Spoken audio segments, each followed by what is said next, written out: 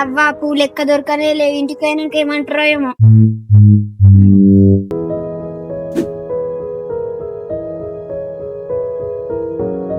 ఏ bro బగ పూలు తెచ్చిన కాసుకాయ కాకి పూలు తెచ్చినట్టు దొరకలేవరా? ఏం చేయాలమ్మా మరి? అక్కడ గిన్నె పువ్వు దొరికినాయి, గివ్వే తెచ్చినా. సరే పోయాడ పెట్టుకో.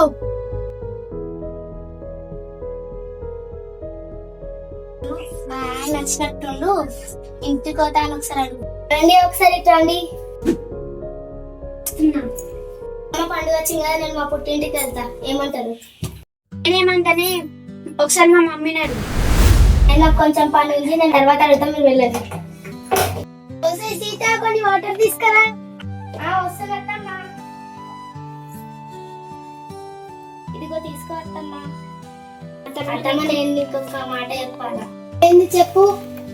మా బతుకమ్మ పండుగ వచ్చింది కదా, నేను మా పుట్టింటికి వెళ్ళొచ్చా?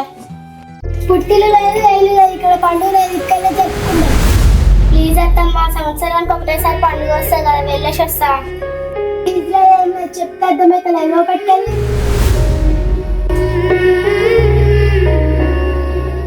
రాముడు చెల్లికి ఫోన్ చేద్దాం, ఫోన్ తీసుకొని రారా. సరే ఇగో తీసుకో.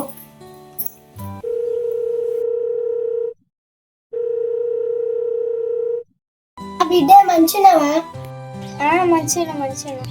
మహేంద్ర డల్గా మాట్లాడుతున్నావు? ఏం డల్గా మాట్లాడతలే. నీ వాళ్ళు గిట్ల ఏమన్నా అన్నారా? ఏమైనా జరిగిందా? ఎవరు ఏమనలే, మంచిగా ఉన్నా. సరే ఏమన్నా తిన్నావా? నేను తిన్నా. బతుకమ్మ పండుగ వచ్చింది కదా, ఎప్పుడు వస్తున్నావు? అన్నయ్య తోలేలా?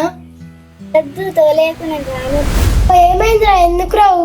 నువ్వు అసలు ఎందుకు డల్గా మాట్లాడుతున్నావు? మా అత్తమ్మ పంపియారంట, నేను రాను. అలాకేం పుట్టింది? సంవత్సరానికి ఒకసారి ఆ పండుగ వచ్చారు, ఎందుకు రాలేరంట? ఏమైంది బిడ్డ, ఎందుకు ఏడుస్తున్నావు? రోగం పుట్ట బిడ్డను ఒక్క పండుగ కూడా తోలుస్తుంది, దానికి కలకలలకు కలుగుతుంది. అయ్యో ఏమైంది అత్తమ్మ, ఎందుకు డల్గా ఉన్నావు?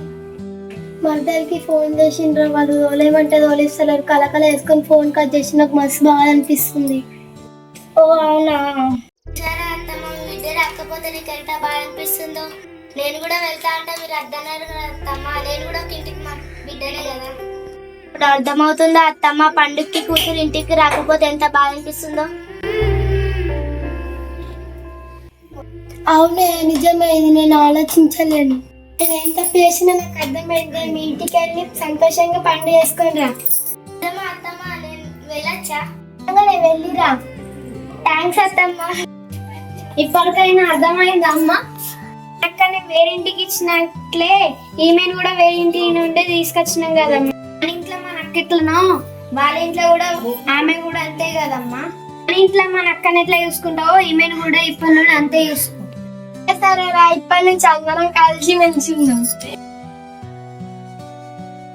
బంధాలైనా బంధుత్వాలైనా కలకాలం హ్యాపీగా ఉండాలంటే కోడల్ని కూతురులా ప్రేమించే అత్తలుండాలి, అత్తని అమ్మలా చూసుకునే కోడలు ఉండాలి.